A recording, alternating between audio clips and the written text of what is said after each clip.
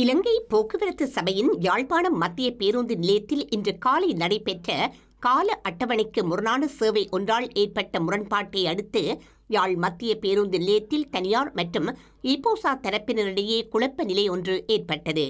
இதையடுத்து சில நிமிடங்கள் வாகன நெரிசல் ஏற்பட்டதை அடுத்து காவல்துறையினர் வரவழைக்கப்பட்டு நிலைமை சுமூகமாக்கப்பட்டது. இந்த நிலையில் இலங்கை போக்குவரத்து சபையின் வடக்கு மாகாண சாலைகளில் நடைபெறும் சட்டவிரோத அத்துமீறிய செயற்பாடுகளை கண்டித்தும் அவ்வாறான செயற்பாடுகளை நிறுத்தி தனியார் பேருந்துகளின் பாதுகாப்பான சேவையை உறுதி செய்வதற்காகவும் எதிர்வரும் 1ஆம் தேதியன்று வடக்கு மாகாணம் தழுவிய ரீதியில் முழுமையான சேவை முடக்கல் போராட்டம் ஒன்றை தாம் முன்னெடுக்க உள்ளதாக தனியார் பேருந்துகள் சங்கத்தினர் தெரிவித்துள்ளனர்.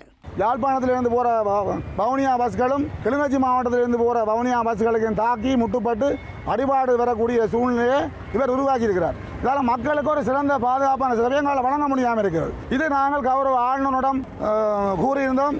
அதே நேரம் போலீஸில் என்ட்ரி போட்டிருக்கின்றோம். அதே நேரம் எங்களுடைய வீதி பயணிகள் அதிகார சபைக்கு நாங்கள் எழுத்து மூலமாக கொடுத்திருந்தோம். எழுத்து மூலமாக கொடுத்த அதிகார சபையினால் வழங்கப்பட்ட நேர அட்டவணைகள் மிஞ்சி நீங்கள் ஓடையிலார் என்று சொல்லி ஒரு அறிவித்தலை கொடுத்திருந்தோம். அதிகார சபையால் கொடுத்திருக்குது. போலீஸ் என்ட்ரி போட்டிருக்குது. கவர்னரை சொல்லியிருக்கிறார். ஒன்றையும் கேட்காம அடாவடித்தனமாக கிளிநொச்சி சாலைக்குரிய டிப்போ மேனேஜரால் இந்த யாழ்ப்பாணத்தில் இருந்து வவுனியாவுக்கு ஒரு சேவையை புதுசாக போட்டிருக்கு. இதால் எங்களுடைய சேவைகள் பாதிக்கப்படுகின்றது. என்ட்ரியும் போட்டிருக்கிறோம். இது சம்பந்தம் அவர் ஒரு தட்டை சொல்லியும் கேட்காம ஒரு அடாவடித்தனமாக தான் நடந்து கொண்டிருக்கிறார். இதுக்கு உடனடியாக சம்பந்தப்பட்ட கௌரவ ஆளுநர் அவர்களும் எங்களுடைய போக்குவரத்து அதிகார சபையின் தலையிட்டு இந்த பிரச்சனைகளை உடனடியாக தீர்த்து வைக்குமாறும், மற்றது எங்களுடைய இணைந்த நேர அட்டவணை யாழ்ப்பாணத்தில் ஒரு பஸ் ஸ்டாண்ட் இருக்குது. அந்த பஸ் ஸ்டாண்டில் இதுவரைக்கும் 6 மாடு தான் படுத்து கொண்டிருக்கு. நாங்கள் எல்லாம் கேட்டு கலைச்சி போனோம். இப்படியே இலங்கை போக்குவரத்து சேவை எங்களோட போக்குவரத்தை நசுக்கி கொண்டிருந்தால் எங்களோட மக்களுக்கு ஒரு சிறந்த பாதுகாப்பான சேவையை வழங்க முடியாது.